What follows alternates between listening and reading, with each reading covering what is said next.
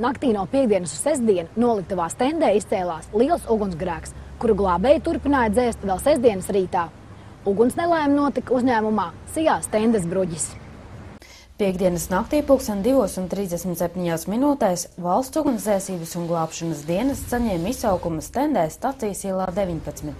Pirmā notikuma vietā ieradās stendes vienība. Ieradoties notikuma vietā, tika konstatēts, ka deg vienstāvu ķieģeļa ēka.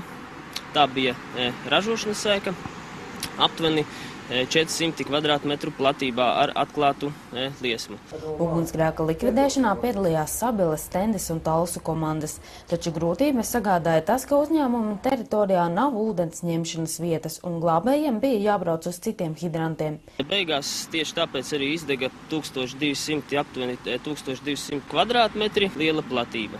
Blakus šī te noliktavai atradās arī bites uztveršanas tornis telefonu.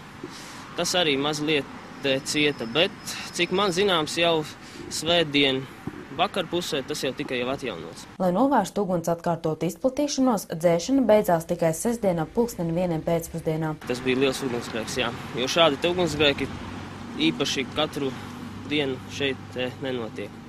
Pat arī bieži tā ir bijis, ka varbūt pat mēnesī nav bijis tāda ugunsgrēka. Sijā stendes bruģis īpašnieki šodien kameras priekšā runāt nevēlējās. Zaudējumi esot lieli, bet to apmēri šobrīd vēl tiek rēķināti.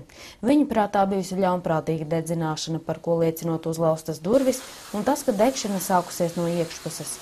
Arī Kaspars Vaivots nenoliedz, ka tas varētu būt viens no variantiem, taču iespējams pie nelaimes vainojama arī elektrība vai neuzmanīga rīcība ar uguni. Uzņēmējiem esot aizdomas par iespējamo vainīgo, taču to, lai šobrīd noskaidrojot policija. Sanita Liepiņa, Kaspars Zvirgzdiņš, Talsu televīzija.